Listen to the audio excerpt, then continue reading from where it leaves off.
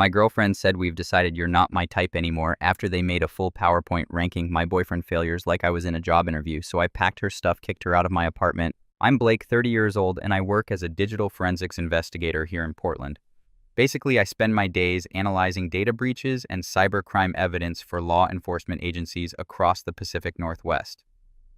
It's the kind of job where you stare at computer screens for hours following digital breadcrumbs that criminals think they've erased, piecing together evidence that puts bad guys behind bars. The work's intense but deeply satisfying. There's something about finding that one deleted email or recovered file that cracks a case wide open that just hits different. Most people think it's boring, just me in a basement with computers and energy drinks. But I genuinely love the puzzle aspect of it. Every case is like solving a mystery where the clues are buried in terabytes of data. And you need to be part detective, part computer scientist, and part psychologist to figure out what actually happened. My typical day starts around 7 a.m. at the lab. I work with a team of 6 other investigators, but we each handle our own cases independently unless something major comes up that requires collaboration. The office is exactly what you'd expect. Lots of screens, server racks humming in the background, the smell of fresh coffee constantly brewing. Because we all live on caffeine, I'd been at this job for about 5 years when this whole thing with Jessica went down. And I was good at what I did, good enough that prosecutors specifically requested me for complex cases because they knew my reports would hold up in court. That kind of professional validation matters when your personal life is falling apart. You know, my setup at home was similar. Dedicated office space with 3 monitors, high-end computer equipment, and a Herman Miller chair I'd saved up for because if you're spending 10 to 12 hours a day in a chair, it better be comfortable. I'd work from home occasionally when I needed to focus without office distractions, analyzing patterns in financial transactions or tracing digital footprints across multiple platforms. The job also meant I had a pretty good understanding of how people lie, how they try to cover their tracks, and what red flags look like when someone's behavior doesn't match their story. That skill would come in handy later, though I didn't know it at the time. I met Jessica about 18 months ago at a board game cafe downtown during one of their weekly trivia nights. The place was called Game Night, one of those trendy spots with craft sodas, board games lining the walls, and a trivia host who took his job way too seriously.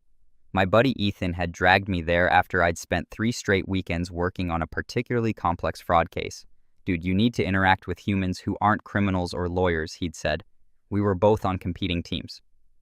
My team was called the Fact Checkers, mostly people from work and a couple of Ethan's friends. Jessica's team was Why Not? Her and 4 other women I'd later come to know way too well. The final round came down to a tiebreaker question about forensic science, which I nailed because, well, that's literally my job. After we tied for first place and split the gift card prize, Jessica came over to our table. "Okay, I have to know.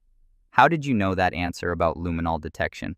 That was incredibly specific. I explained that I worked in digital forensics but had done some training with traditional forensic techniques. She was fascinated, started asking questions about my work, and before I knew it, we were grabbing coffee at the shop next door, while Ethan gave me an enthusiastic thumbs up behind her back. We talked for 3 hours straight that first night. She told me about her work creating social media campaigns for wellness brands, organic skincare companies, mindfulness apps, sustainable fashion lines. It sounded interesting even if I didn't really understand the appeal of paying $50 for face cream. She made it sound like art. This careful crafting of messages and images to connect with people emotionally. We bonded over our shared obsession with true crime podcasts. She loved the storytelling aspect, the psychological profiles. I appreciated the technical details about evidence collection and investigation procedures. We'd debate theories about unsolved cases, and she actually listened to my opinions instead of just waiting for her turn to talk. She also loved weekend farmers market visits, which most people our age found boring. But Jessica would spend hours wandering through the stalls, talking to vendors about their products, picking out fresh produce like she was selecting art pieces. I found it charming, this attention to detail, this appreciation for quality over convenience. Jessica was 27, attractive in that effortless way some women have. Blonde hair usually pulled back in a messy bun, minimal makeup, yoga pants, and oversized sweaters as her default outfit. She had this infectious laugh that started as a giggle and built into something that made everyone around her smile. Even my dry observations about forensic science methodology seemed genuinely interesting to her. Or at least she was good at pretending they were. Those first few months were great. We fell into an easy rhythm. She'd come over after work. We'd cook dinner together, watch documentaries or true crime shows, talk about our days. She seemed impressed by my setup, my apartment, the fact that I had my life together. "You're so much more mature than the guys I usually date," she'd say. I should have asked what happened to those other guys. Might have been educational. We clicked immediately, or at least I thought we did. Looking back now, with the benefit of hindsight and a lot of processing time, there were signs I should have caught earlier. But when you're in it, when you think you found someone special, you tend to overlook the red flags waving right in front of your face. Your brain does this thing where it explains away the concerning behavior, fills in the gaps with optimistic interpretations, and convinces you that everything is fine because you want it to be fine. We moved in together after 6 months. My apartment was bigger, a 2-bedroom place in the Hawthorne district that I'd been renting for 3 years. One bedroom I used as my home office. The other as my actual bedroom. Made sense to combine households, especially since Jessica's lease was ending and she was spending most nights at my place anyway. The lease was in my name, had been since I moved in, and I'd built up a good relationship with my landlord over the years. When I mentioned Jessica moving in, he just updated the occupancy information and reminded me I was still the sole person legally responsible for the rent, fine by me. I made good money and could cover it easily. Jessica contributed to groceries and utilities, which seemed fair since I was providing the actual housing. Looking back, I should have realized how one-sided that arrangement was, but I was raised to be a provider, to take care of my partner, and it felt natural to shoulder the bigger financial burden. My dad did it, my grandfather did it, seemed like the right thing to do. Moving her in was exciting at the time. We spent a weekend rearranging furniture, making space in my closets for her clothes, clearing a bathroom drawer for her makeup and skincare products. She had strong opinions about decorating, wanted to add plants everywhere, change out my basic curtains for something more intentional, and insisted we needed throw pillows on the couch because apparently 3 pillows wasn't enough. I went along with most of it because making her happy seemed more important than maintaining my bachelor pad aesthetic. Plus, I'll admit, having someone to come home to was nice. The apartment felt more alive with her there, even if it also felt more cluttered. I genuinely believed we'd found something real. Something built on actual shared values and intellectual connection rather than just convenience or physical attraction. We'd have deep conversations about cases I was working on, debate philosophical questions about justice and morality, plan hypothetical vacations to places we both wanted to visit. But there was this undercurrent I didn't fully recognize at first. That's where I made my first mistake, not paying closer attention to how often Jessica consulted her tight-knit college sorority sisters before making even the most basic decisions about our relationship. Not just the big stuff, where to go for vacation, whether to attend my work holiday party, but tiny things too. What to make for dinner, whether to get a new comforter, what show to watch on a random Tuesday night. She'd pull out her phone, constantly texting her friends, getting their input, waiting for their approval before committing to anything. At first, I thought she was just being considerate, wanting second opinions to make sure she was making good choices. Seemed responsible, even admirable. I didn't realize she was asking for permission. These 5 women had maintained their group dynamic for years after graduation. They'd all been in the same sorority at Oregon State, lived together in the house for 3 years, and apparently decided that graduating didn't mean their sisterhood had to end. In theory, that's sweet. Maintaining close friendships into adulthood takes effort, and I respected their commitment to staying connected. In practice, it was a recipe for disaster. They met every Thursday evening for what they called sister circle dinner at someone's apartment, where they'd supposedly catch up on life, support each other through challenges, and maintain their bond. What it actually was, I'd later discover, was a weekly meeting where they'd analyze and evaluate every aspect of each other's lives, offering guidance that was really just thinly disguised control. They treated every major life choice like a committee vote requiring unanimous approval before anyone could proceed. And I mean everything. Job offers, apartment leases, relationship decisions, even haircuts apparently needed group consensus. At first, I found their closeness charming, even admirable. The way they supported each other through career transitions, family drama, and romantic disappointments seemed genuine. I remember the first time I met them all together. It was maybe 2 months into dating Jessica. She'd invited me to a birthday brunch for one of the group, Madison turning 27, at some trendy spot with a 2-hour wait and overpriced egg dishes. The 5 of them arrived as a unit, all dressed in coordinated casual chic outfits like they'd planned it, which they probably had. Vanessa, the self-appointed leader, immediately started asking me questions. Not the normal, how did you meet Jessica, getting to know you stuff, more like interview questions. What did I do for work? Where did I see myself in 5 years? What were my views on relationships and commitment? Did I want kids someday? What were my long-term financial goals? I thought she was just being thorough, maybe protective of her friend. Didn't realize I was being evaluated for compatibility with their predetermined standards. But I gradually started noticing how Jessica would defer to their collective opinions on everything. And I mean everything. Vacation destinations, whether I could join their monthly escape room challenges, weekend plans, even what we should have for dinner on random Tuesday nights. The first real warning sign came about 4 months into our relationship. Jessica and I were planning our first romantic weekend trip together, a coastal cabin rental I'd found that had great reviews and was within our budget. Nothing fancy, just a chance to get away and spend quality time together. Jessica spent an entire evening on video chat with the group, describing every single detail of my proposal for the trip, where it was located, how much it cost, what activities were nearby, what the weather forecast looked like, while they offered running commentary about my choice of location, budget, allocation, and timing relative to her work schedule. I remember sitting on the couch pretending to read a book while actually listening to them dissect my planning like I was some kind of event coordinator being reviewed by clients. Is he sure that's the best area? Couldn't he have picked somewhere more Instagrammable? That seems kind of cheap for a romantic getaway. The trip ended up being great, but the experience of having it pre-approved by committee left a weird taste in my mouth. That's when I started noticing the pattern more clearly. They weren't just offering friendly advice or emotional support. They were actively evaluating everything I did, discussing my compatibility score like I was a job candidate being reviewed by a hiring committee with predetermined criteria. The dynamic became increasingly obvious during group gatherings. I'd catch them exchanging meaningful glances and subtle nods whenever I expressed an opinion that didn't align with their predetermined expectations about what constituted appropriate boyfriend behavior. They'd developed this sophisticated system of asking loaded questions specifically designed to reveal my true character. Questions about whether I preferred staying in with documentaries or going out to trendy spots, how I felt about social media displays of affection, what my long-term financial goals looked like, whether I supported Jessica's career ambitions or expected traditional relationship roles. Every conversation felt like a test I didn't know I was taking.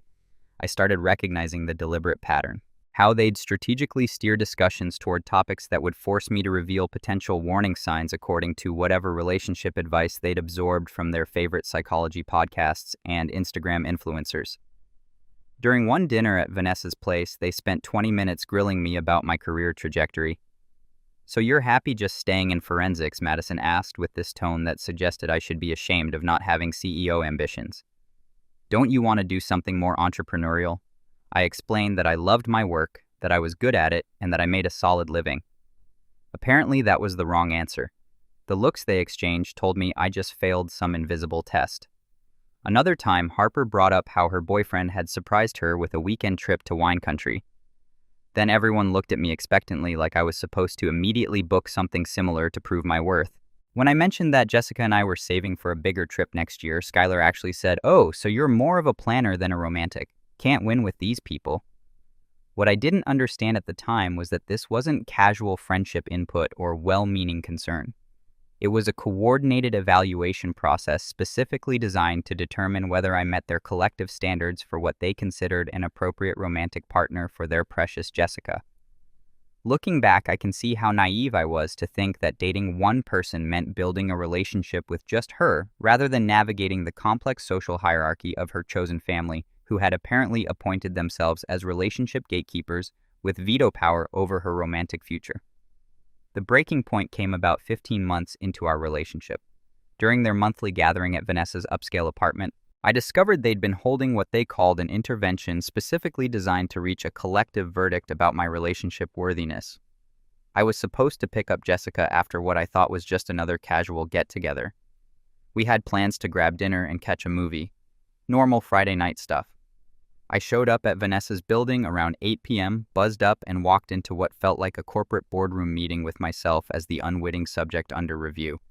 The scene was surreal. All 6 of them were arranged in the living room like some kind of tribunal. Vanessa stood by her wall-mounted television remote in hand, looking like a prosecutor about to present damning evidence. The other 4 sat on the couch in chairs, faces serious, and Jessica sat in the middle, hands folded in her lap, looking like a defendant awaiting sentencing. But here's the part that still blows my mind. Vanessa had prepared an actual PowerPoint presentation.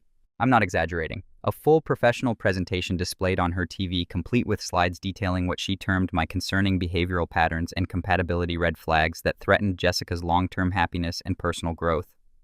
I stood there in absolute disbelief as she clicked through professionally designed slides. The presentation criticized my preference for documentary nights over club hopping, my habit of fact-checking their gossip stories when they shared obviously embellished rumors, my tendency to suggest budget-friendly date options instead of expensive restaurant reservations, my apparent failure to provide adequate social media validation through public displays of affection. The presentation included actual charts, bar graphs comparing my behavior to what they'd researched as ideal boyfriend standards from relationship psychology articles, numerical scores, rating my performance in categories like emotional availability, social compatibility, and long-term provider potential as if I were a product being evaluated for market viability. One slide was titled Communication Concerns and listed things like prefers deep conversations over small talk, doesn't respond to group chat messages quickly enough, and questions group decisions instead of supporting them automatically. Apparently, having my own opinions was a character flaw. Another slide compared my income and career trajectory to some imaginary standard they'd created. Despite the fact that I made solid money, owned my own place, and had excellent job security. Apparently, I wasn't ambitious enough because I wasn't chasing executive positions or starting a company. Each friend had contributed their observations and concerns, creating a comprehensive case file that painted me as emotionally unavailable, socially awkward, financially inadequate, and fundamentally incompatible with their vision of what Jessica deserved in a romantic partnership. Vanessa was in full presentation mode using a laser pointer and everything. As you can see from this data, Blake demonstrates a pattern of prioritizing his own interests over Jessica's social needs. Note the frequency of canceled plans for work obligations. That's when I found my voice. Hold on. Does anyone want to include me in this discussion about my own relationship? The room fell silent. The kind of silence where you can hear people breathing. Vanessa looked annoyed that I'd interrupted her TED Talk.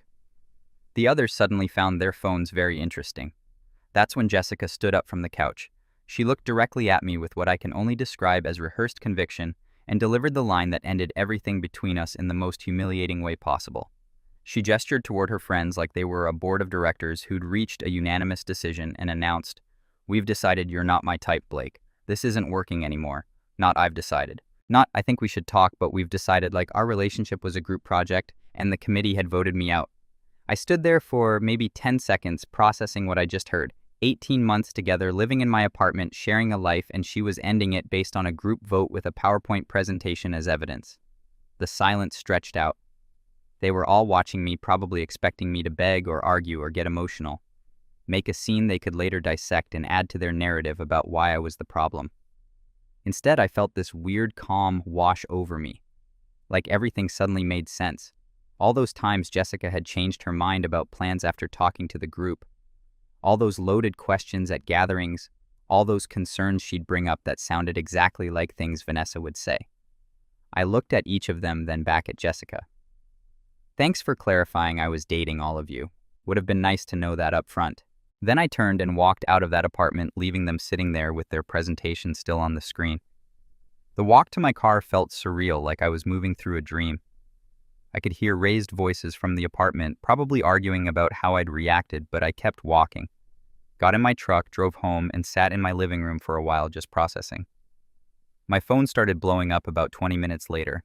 Text after text from Jessica, "You can't just leave like that. We need to talk about this like adults. You're being childish. I deserve an explanation for your behavior." The mental gymnastics were impressive. She just publicly dumped me based on a committee vote with supporting PowerPoint slides. And somehow I was the one who owed her an explanation for my behavior. I didn't respond, just set the phone down and started thinking practically about what needed to happen next. First thing Saturday morning, I changed all my passwords, streaming services, food delivery apps, everything we'd shared. Then I took her name off my apartment insurance and emergency contact lists, called my landlord, and explained the situation. Since Jessica had never been on the lease and hadn't been paying rent, she'd been contributing to groceries and utilities, but the apartment was fully mine. There was no legal complication. I just needed to make sure she couldn't claim tenants' rights. Spent Saturday afternoon boxing up her stuff, clothes, toiletries, decorations. She'd brought books, all of it. Everything carefully packed and labeled because I wasn't going to give her any ammunition to claim I'd damaged or stolen her property. My buddy Ethan came over to help and provide moral support. He'd met Jessica a few times and never really liked her. Dude, I'm not going to say I told you so, but the PowerPoint thing is genuinely insane. Who does that? People who think relationships are something you can optimize with data, apparently. By Sunday evening, everything was packed and ready to go. I texted Jessica, "Your belongings are packed and ready for pickup. Let me know when you can collect them. After that, we have nothing further to discuss." Her response came immediately. "Can't we talk about this?" The girls were just trying to help me see things clearly. They care about me, they care about controlling you. Not the same thing. Pick up your stuff. She tried calling multiple times. I didn't answer. Eventually, she texted that she'd come by Tuesday evening after work. Monday, I got a message from Madison. "You really hurt Jessica. She's devastated. Was just trying to be honest with you about concerns we all had." Very immature of you to just walk out. I blocked her, then blocked Harper, Kennedy, and Skylar when they sent similar messages. Vanessa's message was the most entertaining. "Your reaction proved everything we identified in our analysis. Thank you for validating our concerns about your emotional stability." Blocked her too. Tuesday evening, Jessica showed up with Vanessa as backup. I'd arranged all the boxes in my building's lobby labeled with her name. They were loading things into Vanessa's SUV when Jessica tried one more time. "Blake, please, can we just talk about what happened? I made a mistake letting them influence me so much. We can work through this." I really looked at her, and saw someone I didn't recognize anymore. "Jessica, you stood in front of me and 5 other people and announced that we had decided I wasn't good enough.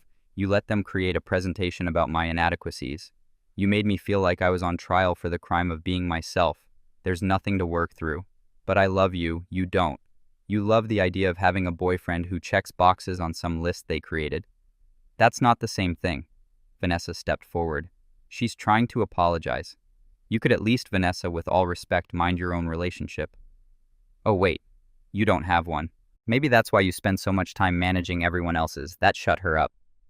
They finished loading the boxes and left without another word. Over the next few weeks, the story spread through our mutual social circles. The PowerPoint detail was too bizarre not to share, and people had predictable reactions. Some thought it was hilarious, some thought it was psychotic. Most were just stunned that adults actually behaved this way. Jessica's friend group went into damage control mode, trying to spin the narrative. According to their version, I'd overreacted to constructive feedback and couldn't handle honest communication about relationship concerns. They conveniently left out the part about the formal presentation and group vote. But then something interesting happened. Other people started coming forward with their own stories about the group's behavior. An ex-boyfriend of Harper's reached out to say they'd done something similar to him, arranged an intervention where they'd listed all his supposed flaws and demanded he change or Harper would leave him. He tried to change, became miserable, and eventually they broke up anyway when he couldn't meet their impossible standards. Kennedy's ex-girlfriend shared that she'd been subjected to constant group evaluations and check-ins where they'd analyze every aspect of her relationship, offering unsolicited advice about everything from her career to her appearance. Turned out this friend group had a pattern. They'd identify someone they deemed not good enough for their friends, systematically undermine the relationship through constant criticism and doubt, then orchestrate some dramatic confrontation that forced a breakup, all while positioning themselves as caring friends, just looking out for their besties. It was manipulation disguised as support, control disguised as care. About 6 weeks after the breakup, I was at Powell's Books browsing the true crime section, a Saturday ritual I'd maintained even during the relationship when someone approached me. "Excuse me, are you Blake?"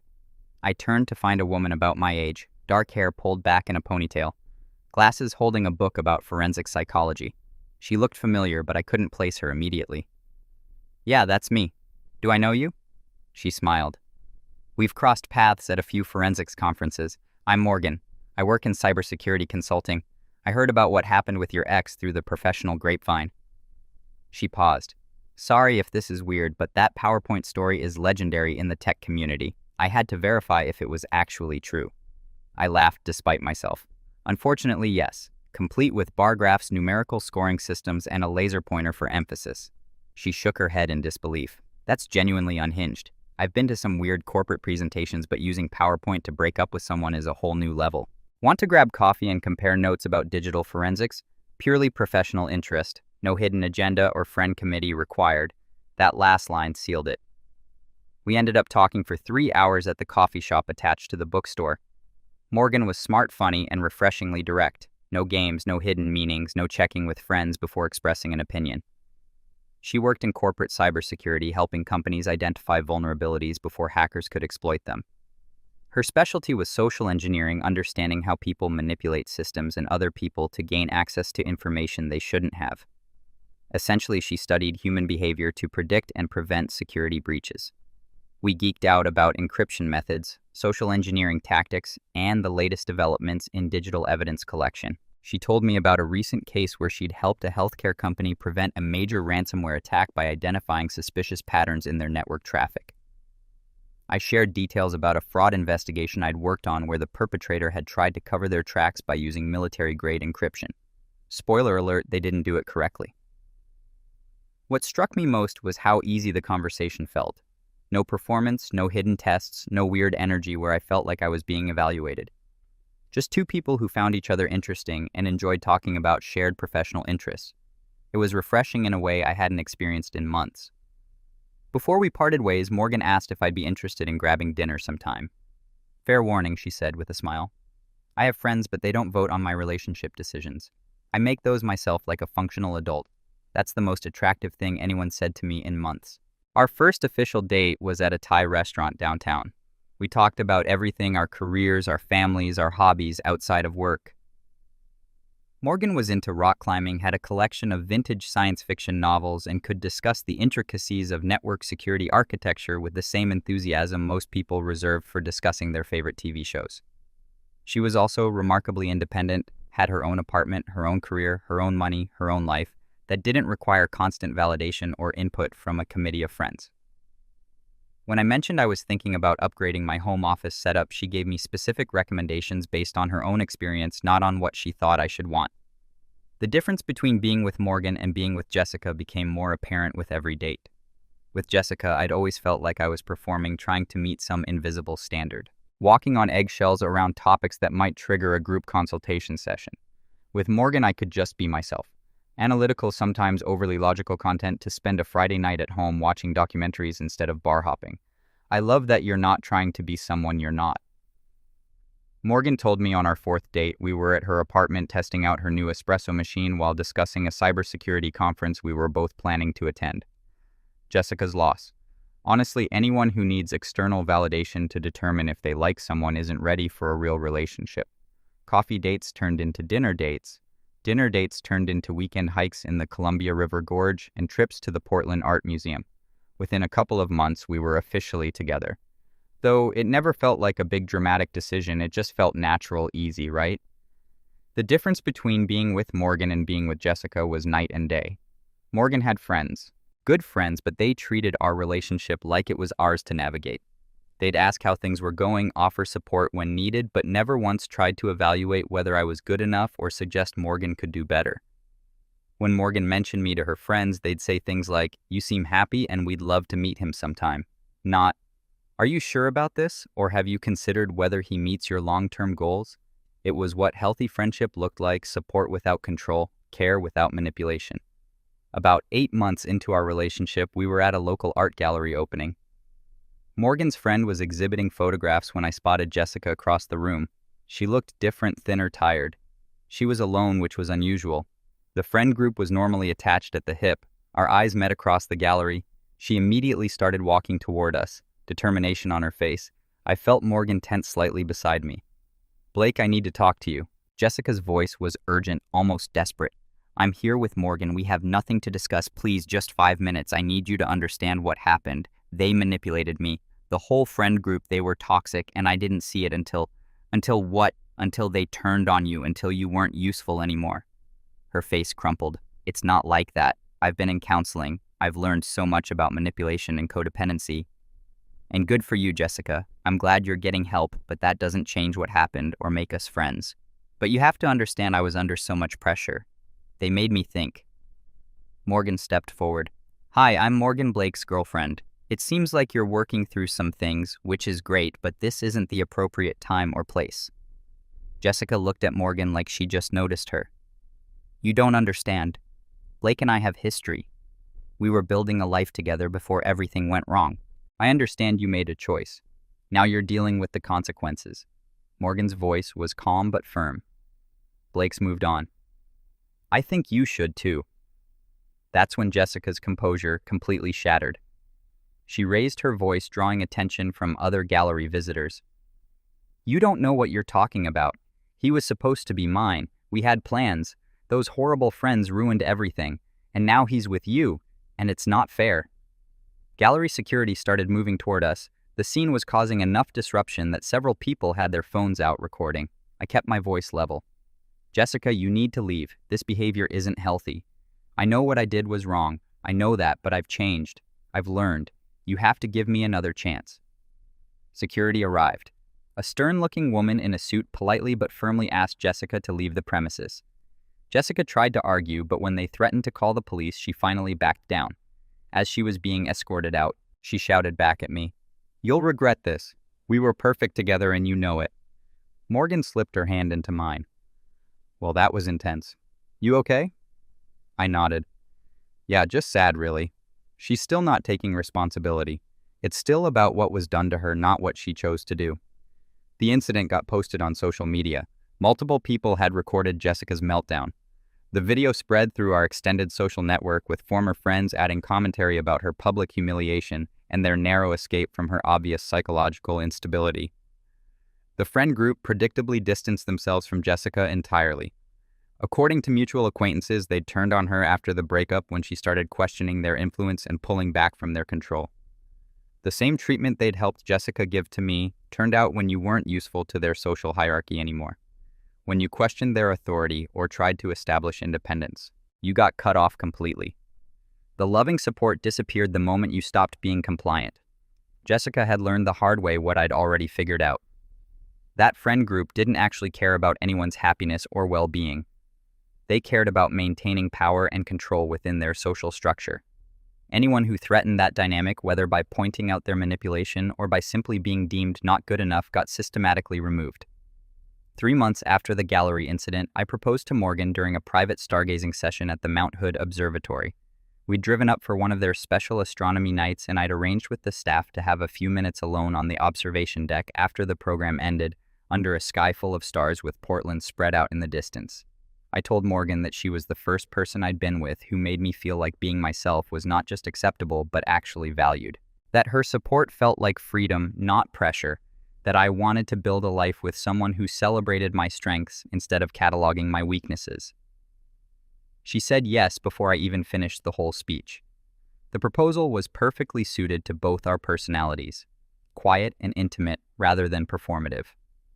Focused on our shared love of learning and discovery rather than creating content for social media validation. We kept the wedding planning simple, close family and friends only. No drama, no committee votes, no hidden agendas. Just people who genuinely cared about us and supported our decision to build a life together.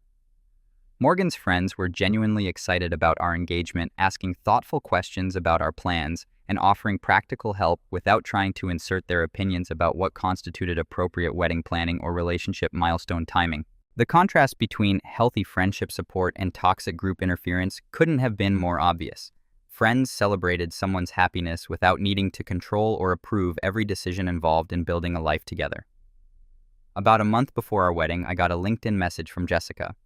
The message was carefully worded to avoid triggering harassment concerns while expressing her understanding of how group pressure had influenced her behavior and decision-making throughout our relationship. She wrote about months of counseling, learning to recognize manipulation patterns, rebuilding her decision-making confidence, and developing healthy boundaries with people who disguised control as care. She acknowledged that I'd been treated unfairly and that she took full responsibility for her choices regardless of external pressure. The message ended with a request for what she called closure. Acknowledgement that she understood what had happened and genuine wishes for my happiness. I showed the message to Morgan. She read it carefully, then looked at me. What do you want to do? Nothing. Any response just opens a door that should stay closed. Agreed. I blocked Jessica on LinkedIn and never looked back. I heard through the social grapevine that Jessica eventually cut ties with the friend group completely. She moved to Seattle for a fresh start, found better friends who supported her without trying to control her. And from what I understand, she's doing okay. Working at a marketing firm up there, apparently dating someone new, learning to trust her own judgment instead of outsourcing her decisions to a toxic social circle.